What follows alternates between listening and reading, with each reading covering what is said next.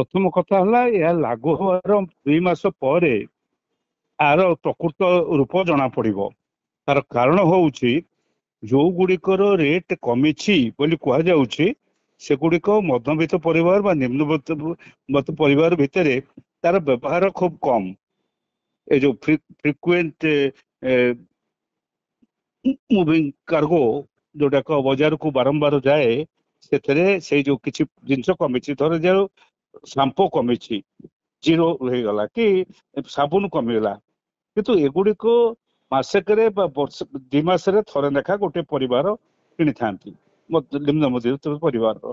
ତେଣୁ ସେଗୁଡିକ ଆଉ ଯୋଉଗୁଡିକ ହେଇଛି, ସବୁଠାରୁ ବଡ କାସ୍କେଡିଂ ଏଫେକ୍ଟ ହଉଛି ପେଟ୍ରୋଲ ଆଉ ଡିଜେଲର, ଯାହାର ଦର ବଢି ଚାଲିଛି ଏବଂ ତା ଉପରେ ଟିକସ ମଧ୍ୟ ଅଲଗା ଭାବରେ ରହିକରି ବଢି ବଢି ଯାଉଛି। ଏବଂ ସେଇଥିରେ ଲୋକମାନଙ୍କର ତାର କାସ୍କେଡିଂ ଏଫେକ୍ଟ ବିଭିନ୍ନ ପ୍ରକାରର ରେଟ୍ ବଢୁଛି। ଯୋଉ ଟ୍ରାନ୍ସପୋର୍ଟେସନର ରେଟ୍ ବଢୁଛି, ସେଥିରେ ଲୋକମାନେ ମଧ୍ୟବିତ୍ତ ପରିବାରର ଖାଉଟି, ନିମ୍ନ ମଧ୍ୟବିତ୍ତ ପରିବାରର ଖାଉଟି, ଏମାନେ ବହୁତ ହନ୍ତସନ୍ତ ହଇରାଣ ହଉଛନ୍ତି ଏବେ ମଧ୍ୟ ଭବିଷ୍ୟତରେ।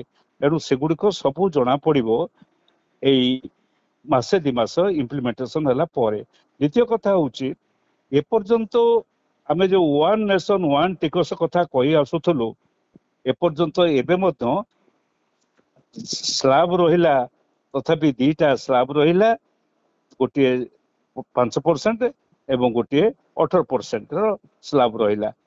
କିନ୍ତୁ ଟିକସ ରହିଲା 40% ଗୋଟେ ଟିକସ ରହିଲା, 2% 2-3 ସୁନା ରୂପା ଉପରେ ଗୋଟେ ସମୟର ଟିକସ ରହିଲା, ସେସ୍ ବିଭିନ୍ନ ଜିନିଷ ଉପରେ ସେସ୍ ବା ଡ୍ୟୁଟି ଏବଂ ଏକ୍ସାଇଜ ଡ୍ୟୁଟି ଯୋଉ ସବୁ ରହିଛି, ସେଗୁଡିକ ସବୁ ମଧ୍ୟ ଟିକସର ଅନ୍ୟ ନାମ। ଏଗୁଡିକ ମଧ୍ୟ ବିଭିନ୍ନ ଜିନିଷ ଉପରେ ରହିଛି, ଯୋଉଟା କି ପାଖାପାଖି 30ଟା ଖଣ୍ଡେ ଆଇଟମ ଉପରେ ରହିଛି। ଏଗୁଡିକ ହଟା ଯାଇ ନାହିଁ, ଏଗୁଡିକ ସବୁ କେନ୍ଦ୍ରୀୟ ତା ନିଜ ସୁବିଧା ପାଇଁକି ବ୍ୟବହାର କରୁଛି। କିନ୍ତୁ ଏ ସମସ୍ତ କଥା ଖାଉଟି ଉପରେ ପଡୁଛି। ଆର ପ୍ରଭାବ ସବୁଠାରୁ ବଡ ପ୍ରଭାବ ପଡିବ ଓଡିଶା ପରି ଖାଉଟି ରାଜ୍ୟ ଉପରେ। ଓଡିଶା ପରି ଖାଉଟି ରାଜ୍ୟ ଏଥିରେ ବିଶେଷ ଭାବରେ ପ୍ରଭାବିତ ହବ। ଓଡିଶା ସାର୍ କଣ ପ୍ରଭାବ ପଡିବ? ଏ କହିଲି ପରା, ଓଡିଶା ଖାଉଟି ରାଜ୍ୟ, ଏହାର ପ୍ରଭାବ କଣ ପଡିବ ନା ଏଥିରେ ଯୋଉମାନେ ପ୍ରଡ୍ୟୁସିଂ ଷ୍ଟେଟ୍ସ, ସେମାନେ ଇନପୁଟ ଟୁ ଟ୍ୟାକ୍ସ କ୍ରେଡିଟ ତାଙ୍କର ଯୋଉମାନେ ସବୁ ରହିଛି, ସେଠି ସେମାନଙ୍କର ରେଟ୍ ଅନୁସାରେ ଟ୍ରାନ୍ସଫର ହବ ତାଙ୍କୁ ପଇସା। କିନ୍ତୁ ଆମ ପାଖରୁ ଯୋଉ ପଇସା ଯିବ, ସେଥିରୁ ଅଧା ବଣ୍ଟା ହେଇଯିବ, କେନ୍ଦ୍ର ନେଇଯିବ ଜିଏସଟି, ସିଜିଏସଟି ଆଉ ଷ୍ଟେଟ ଜିଏସଟି। ସେଥିରେ ଆମର କ୍ଷତି ହବାର ନିଶ୍ଚୟ ରହିଛି। ଏବଂ କ୍ଷତି ହବ କଣ, ସେ କ୍ଷତି କିପରି କମ୍ପେନସେଟ କରିବେ?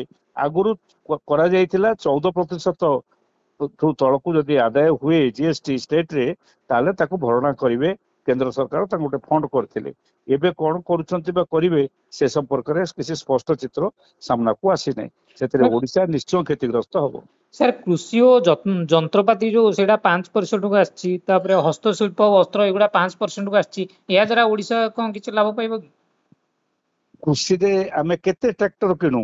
ଆମ ରାଜ୍ୟର ଅଗ୍ରଗତି କେତେ, ଯୋଉଥିରେ ଆମ କୃଷକ ମାନଙ୍କର ବାର୍ଷିକ ଆୟ 5,200 ଟଙ୍କା ଭିତରେ ରହିଛି ମାସିକ ଆୟ କୃଷକ ପରିବାରର।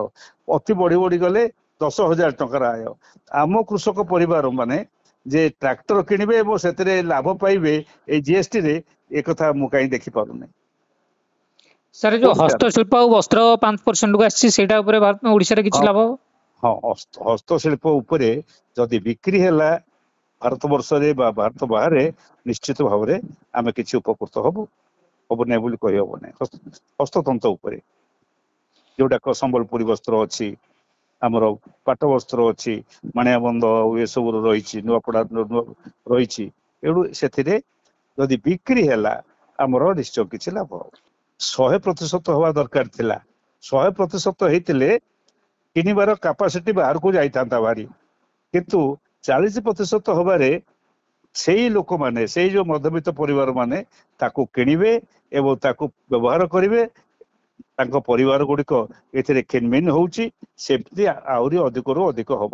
ସେଇ କଣ ସେ ଜିନିଷ ଗୁଡିକ, ସେଗୁଡିକ ଧରି ନିଆଯାଉ, ମୁଁ ଆଜି ଯେ ପ୍ରଶ୍ନକର୍ତ୍ତାଙ୍କୁ କହୁଛି, ଆଜି ଦିନରେ ବା ଏଇ ମାସରେ ଯାହା ସବୁ କିଣିବେ ତାର ତାଲିକାଟି ରଖନ୍ତୁ ଏବଂ 4 ମାସ ପରେ ଏଇ ଯୋଉ ଜିନିଷ ସବୁ କିଣିବେ ତାର ତାଲିକା ଟିକେ ମିଶେଇବେ, ଦେଖିବେ କେତେ ଲାଭ ହେଇଛି ବା କେତେ କ୍ଷତି ହେଇଛି, ତାହେଲେ ଯେ କହିଲା ବେଳେ ଜୋର ଆସିବ।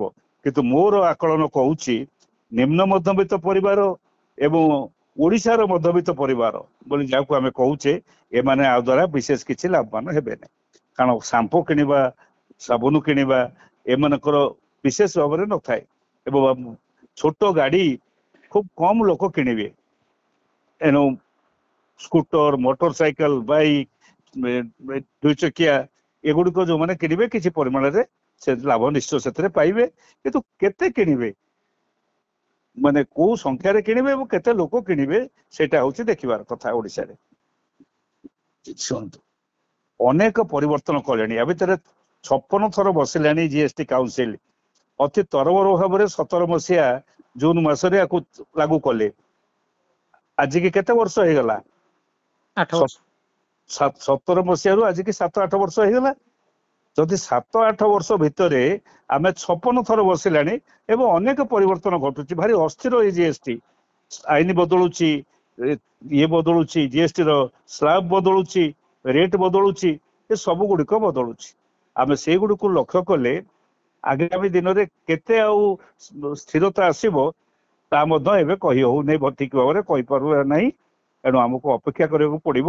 ଆଉ 2-4 ମାସ ପରେ ଇନଫ୍ଲେସନ ଆଉ ଦ୍ୱାରା କେତେ ପରିମାଣରେ ଚେକ୍ ହଉଛି, ଭାରତର ବଜାର କେତେ ପରିମାଣରେ ଏହା ଦ୍ୱାରା ଅଧିକ କ୍ରିୟାଶୀଳ ବା ଗତିଶୀଳ ହଉଛି, ଏଗୁଡାକ ସବୁ ଦେଖା ପଡିବ ଆଉ 4-5 ମାସ ପରେ। Thank you sir, thank you.